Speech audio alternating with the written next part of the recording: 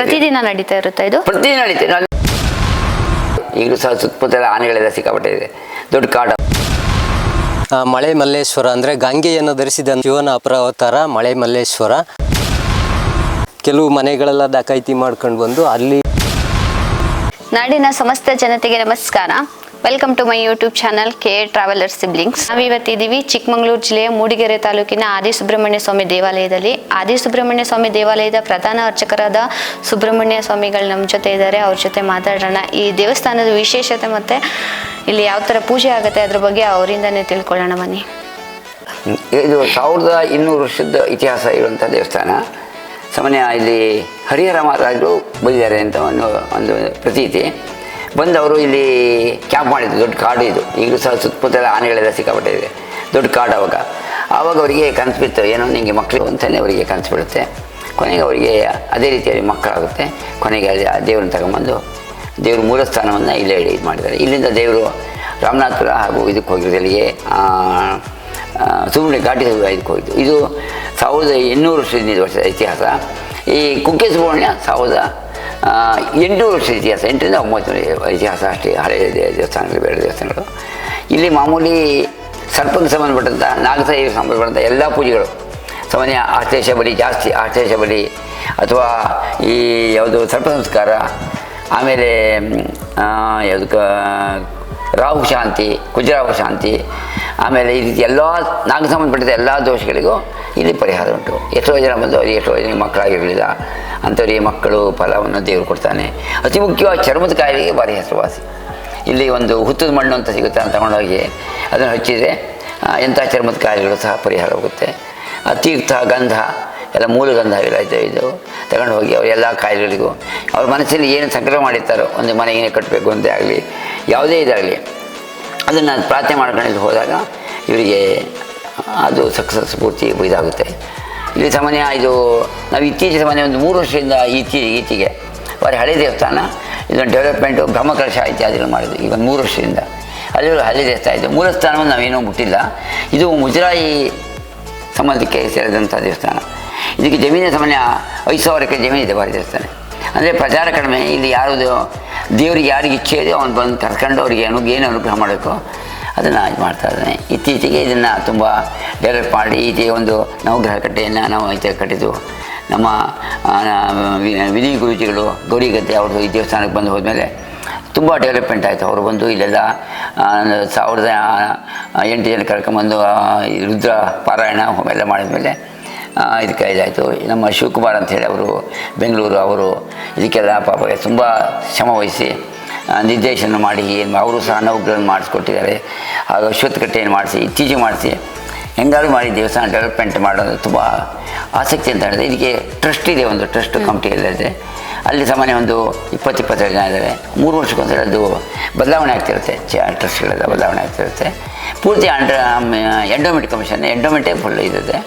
ವರ್ಷದಲ್ಲಿ ಮಾಘಶುದ್ಧ ಷಷ್ಠಿ ರಥೋತ್ಸವ ಆಗುತ್ತೆ, ಭಾರಿ ವಿಶೇಷವಾದ ರಥೋತ್ಸವ. ಇಲ್ಲಿಗೆ ಈ ಸದ್ಯಕ್ಕೆ ಜಯರಾಮ್ ಗೌಡ್ರು ಅಂತ ಅವರು ಅಧ್ಯಕ್ಷರಾಗಿದ್ದಾರೆ.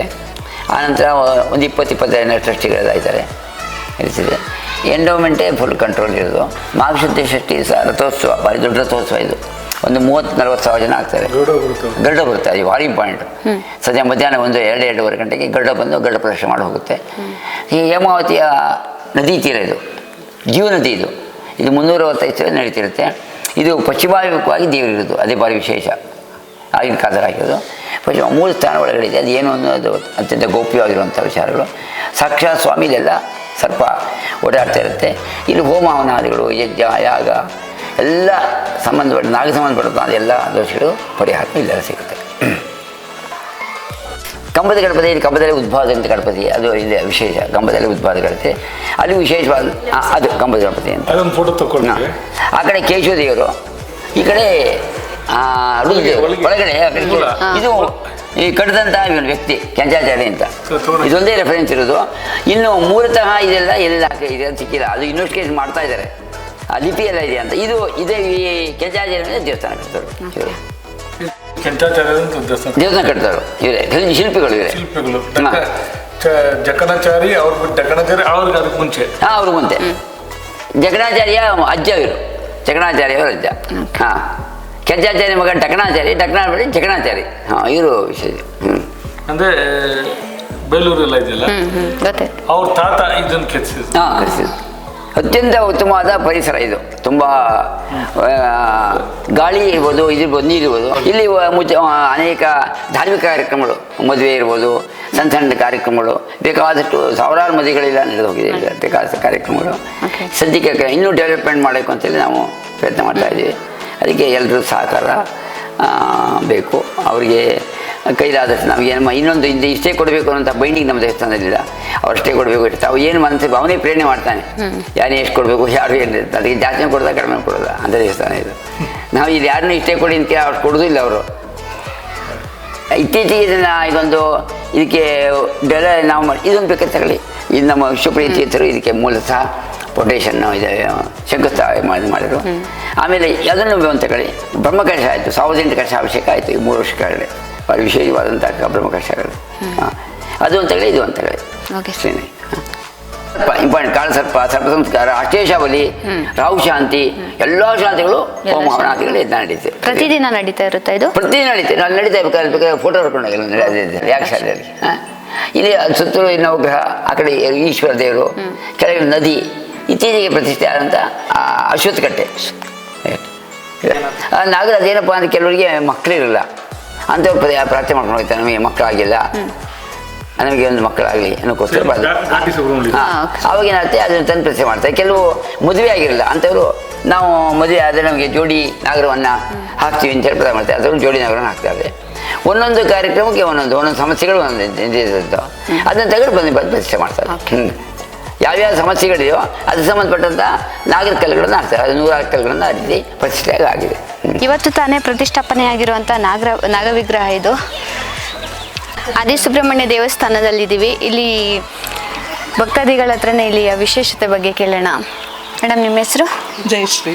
ಜಯಶ್ರೀ ಅವ್ರು ಕೇಳ್ತಾ ಇದ್ದೀವಿ. ಏನು ಇದು ವಿಶೇಷತೆ ಏನು ಅಂತ ಏನಾದರೂ ಹೇಳ್ತೀರಾ? ಇಲ್ಲಿ ಏನಾರ ಒಂದು ತೊಂದರೆಗಳಿದ್ದಾಗ ಹರಿಸ್ಕೊಂಡಾಗ ಅದು ನಾಗ ಕಲ್ಲು ತಗೊಬಂದ್ಬಿಟ್ಟು ಪೂಜೆ ಮಾಡಿಸ್ಬಿಟ್ಟು ಪ್ರತಿಷ್ಠಾಪನೆ ಮಾಡ್ತಾರೆ.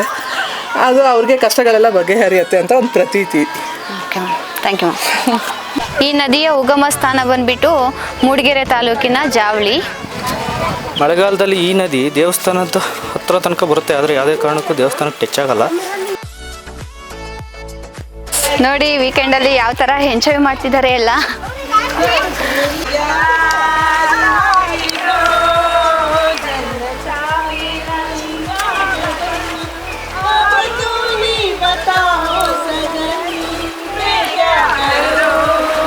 ಇಲ್ಲಿ ಜನ ಆಟ ಆಡ್ತಾ ಇದ್ದಾರೆ, ಇನ್ನೊಂದು 2 ಅಡಿ ಮುಂದಕ್ಕೆ ಹೋಗಿ ಎಮ್ಮೆ ಆಟ ಆಡ್ತಿದ್ದಾವೆ. 13ನೇ ಶತಮಾನದಲ್ಲಿ ವಿಜಯನಗರ ಸಾಮ್ರಾಜ್ಯದ ಸಂಸ್ಥಾಪಕರಾದ ಹರಿಹರ ಬುಕ್ಕರು ತಮ್ಮ ಸಾಮ್ರಾಜ್ಯದ ವಿಸ್ತರಣೆಯ ಸಂದರ್ಭದಲ್ಲಿ ಧಾರ್ಮಿಕ ಯಾತ್ರೆಯೊಂದನ್ನು ಕೈಗೊಂಡಿರುತ್ತಾರೆ. ಹರಿಹರ ಮಹಾರಾಜರು ಧಾರ್ಮಿಕ ಯಾತ್ರೆಯ ಸಂದರ್ಭದಲ್ಲಿ ಅನೇಕ ಪ್ರದೇಶಗಳನ್ನು ಸುತ್ತಾಡಿ ಒಮ್ಮೆ ಗೋಣಿಬೀಡಿನ ಹೇಮಾವತಿ ನದಿಯ ದಂಡೆಯ ಮೇಲೆ ನಿದ್ರೆಗೆ ಜಾರುತ್ತಾರೆ. ಆಗ ಹರಿಹರರಿಗೆ ನಿದ್ರೆಯಲ್ಲಿ ವೃದ್ಧ ಬ್ರಾಹ್ಮಣರೊಬ್ಬರು ಕಾಣಿಸಿಕೊಂಡು ಈ ಕ್ಷೇತ್ರದಲ್ಲಿ ಸುಬ್ರಹ್ಮಣ್ಯ ಸ್ವಾಮಿಯು ಗೋಣಾಸುರನನ್ನು ಸರ್ಪರೂಪದಲ್ಲಿ ಅವತರಿಸಿ ಸಂಹರಿಸಿರುವುದಾಗಿ ತಿಳಿಸುತ್ತಾರೆ. ಇಂತಹ ಪವಿತ್ರವಾದ ಕ್ಷೇತ್ರದಲ್ಲಿ ಮುಂಜಾನೆ ಸ್ನಾನವನ್ನು ಮಾಡುವಾಗ ಒಂದು ನಾಗರ ವಿಗ್ರಹ ದೊರೆಯುತ್ತದೆ. ಅದನ್ನು ಹೇಮಾವತಿ ನದಿ ದಂಡೆಯ ಮೇಲೆ ಪ್ರತಿಷ್ಠಾಪನೆ ಮಾಡಿ ದೇವಾಲಯವನ್ನು ನಿರ್ಮಿಸು ಎಂದು ಆ ಬ್ರಾಹ್ಮಣರು ರಾಜನಿಗೆ ಹೇಳುತ್ತಾರೆ. ತನ್ನ ಕನಸಿನಲ್ಲಿ ವೃದ್ಧ ಬ್ರಾಹ್ಮಣರು ತಿಳಿಸಿದ ಪ್ರಕಾರವೇ ಮರುದಿನ ಹರಿಹರರು ಸ್ನಾನಕ್ಕೆಂದು ಹೇಮಾವತಿ ನದಿಯಲ್ಲಿ ಇಳಿದಾಗ 7 ಹೆಡೆಯ ಸರ್ಪದ ವಿಗ್ರಹವು ಅವರಿಗೆ ದೊರೆಯುತ್ತದೆ. ತಕ್ಷಣವೇ ಮಹಾರಾಜರು ಪುರೋಹಿತರನ್ನು ಕರೆಯಿಸಿ ಶಾಸ್ತ್ರೋಕ್ತವಾಗಿ 7 ಹೆಡೆಯ ನಾಗರಾಜನ ವಿಗ್ರಹವನ್ನು ಪ್ರತಿಷ್ಠಾಪಿಸಿ ದೇವಾಲಯವನ್ನು ನಿರ್ಮಿಸಿದ್ದಾರೆ. ಈ ಕ್ಷೇತ್ರದಲ್ಲಿ ಸುಬ್ರಹ್ಮಣ್ಯ ಸ್ವಾಮಿಯು ಆದಿಶೇಷನ ರೂಪದಲ್ಲಿರುವುದರಿಂದ ಈ ಕ್ಷೇತ್ರಕ್ಕೆ ಆದಿಸುಬ್ರಹ್ಮಣ್ಯ ಕ್ಷೇತ್ರ ಎಂದು ಕರೆಯಲಾಗುತ್ತದೆ. ಗೋಪಾಲಕೃಷ್ಣಾಚಾರ್ಯ ಅಂತ ಹೇಳ್ಬೋದು. ಅವಾಗ ಇಷ್ಟು ಪ್ರಚಾರ ಇರಲಿಲ್ಲ, ಈಗ ಸ್ವಲ್ಪ ಪ್ರಚಾರ ಆಗ್ತದೆ. ಜಾಸ್ತಿ ಪ್ರಚಾರ ಮಾಡೋದು ಬೇಡ, ಅಂದ್ರೆ ಯಾರು ಬೇಕೋ ಅವ್ರನ್ನ ಕರ್ಸ್ಕೊಂಡು ಅವ್ರಿಗೆ ಏನು ಬೇಕೋ ಅನುಗ್ರಹ ಮಾಡ್ತೀನಿ ಅಂತೇಳಿ. ಈಗ ನೀವೇ ಉದಾಹರಣೆಗೆ ನಿಮ್ಮ ನಾವೇ ಬರೋಕೆ ಹೇಳಿದ್ರೆ ಏನು ಬಂದಿಲ್ಲ, ನೀವಾಗೆ ಬಂದಿಲ್ಲಿ ಏನು ತಿಳ್ಕೊಳ್ಳೋಣ ಅಂತೇಳಿ ಹೊರ್ಕೊಂಡು ಬಂದೆ. ಹಾಗೆ ದೇವ್ರು ಯಾರ್ಯಾರನ್ನ ಬೇಕು ಯಾವ ಟೈಮಲ್ಲಿ ಯಾರ್ಯಾರನ್ನ ಕರೆಸ್ತಾನೋ ಅವ್ರು ಕರೆಸ್ಬಿಟ್ಟು ಅವ್ರು ಏನೇನು ಅನುಗ್ರಹ ಮಾಡಬೇಕೋ ಮಾಡ್ತಾನೆ. ಅದಂಥ ಒಂದು ಭಾರಿ ದೊಡ್ಡ ವಿಶೇಷ. ಅಂದರೆ ಇಲ್ಲಿ ಪ್ರಾರ್ಥನೆ ಮಾಡ್ಕೊಂಡು ಹೋಗ್ಬಿಟ್ರೆ ಅವ್ರ ಎಲ್ಲ ಕಾರ್ಯಗಳು ಸಾಮಾನ್ಯ ಹಾಗೇ ಆಗುತ್ತೆ ಅಲ್ಲಿ ಆ ರೀತಿ ನಂಬಿಕೆ ಇಟ್ಕೋಬೇಕು, ನಂಬಿಕೆ ವಿಶ್ವಾಸವಾಗಬೇಕು. ಫೈತೇ ಗಾಢ, ನಂಬಿಕೆ ಅಂತ ಗಾಢವಾಗ್ತದೆ. ಅವ್ರಿಗೆ ಏನು ಬೇಕು ಅಂತ ನಮ್ಮ ಕಾಪಾಡ್ತಾರೆ. ಇದು ಆದಿ ಸುಬ್ರಹ್ಮಣ್ಯ ಪುಣ್ಯಕ್ಷೇತ್ರದ ಒಂದು ಯಾಗಶಾಲೆ ಅಂದರೆ ಇಲ್ಲಿ ಬಂದ್ಬಿಟ್ಟು ಈಗ ಕುಕ್ಕೆ ಸುಬ್ರಹ್ಮಣ್ಯರಲ್ಲಿ ಯಾವ ರೀತಿಯಾಗಿ ಸರ್ಪ ಸಂಸ್ಕಾರ ಎಲ್ಲ ಮಾಡ್ತಾರೆ ಅದೇ ರೀತಿಯಲ್ಲಿ ಇಲ್ಲೂ ಸಹ ಮಾಡ್ತಾರೆ. ಬಹಳ ಚೆನ್ನಾಗಿದೆ, ತುಂಬ ಪುರಾತನ ಕಾಲದಂಥ ದೇವಸ್ಥಾನ. ಜೀರ್ಣೋದ್ಧಾರ ಮಾಡಲಿಕ್ಕೆ ಇಲ್ಲಿನ ಟ್ರಸ್ಟಿಯವರು ಸಹ ಭಾಳ ಕಷ್ಟಪಟ್ಟಿದ್ದಾರೆ.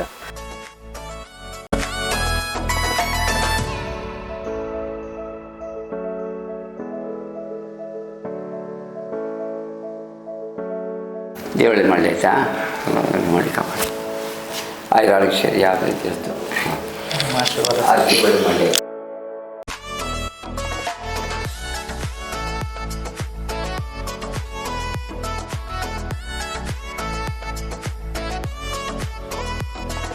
ಇದುವರೆಗೂ ನಮ್ಮ ಜೊತೆ ಇದ್ದು ಆದಿ ಸುಬ್ರಹ್ಮಣ್ಯ ದೇವಸ್ಥಾನದ ಎಲ್ಲ ಡೀಟೇಲ್ಸ್ಗಳನ್ನು ತಿಳಿಸ್ಕೊಟ್ಟಿರುವಂಥ ಪ್ರಧಾನ ಅರ್ಚಕರಾದ ಸುಬ್ರಹ್ಮಣ್ಯ ಸ್ವಾಮೀಜಿಗಳವರಿಗೆ ಧನ್ಯವಾದಗಳು. ಶ್ರೀವತಿ ಅದೇ ರೀತಿಯಾಗಿ ದೇವಸ್ಥಾನದ ಜೀರ್ಣೋದ್ಧಾರಕ್ಕೆ ಶಿವಕುಮಾರ್ ಅವರಿಗೆ ಅಪಾರ ಕೊಡುಗೆ ಇದೆ ಅಂತ ಹೇಳಿದ್ರು. ಅವರಿಗೂ ಕೂಡ ನಮ್ಮ ಚಾನೆಲ್ ಕಡೆಯಿಂದ ಧನ್ಯವಾದಗಳು. ನಮಸ್ತೆ ಸರ್.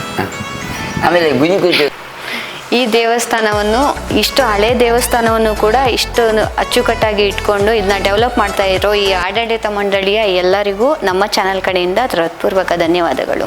ಈ ದೇವಸ್ಥಾನವು ಮೂಡಿಗೆರೆಯಿಂದ ಬರ್ತಾ ಬಲಭಾಗಕ್ಕೆ, ಬೇಲೂರಿಂದ ಬರ್ತಾ ಗೋಣಿಬೀಡಿಂದ ಎಡಭಾಗಕ್ಕಿದೆ.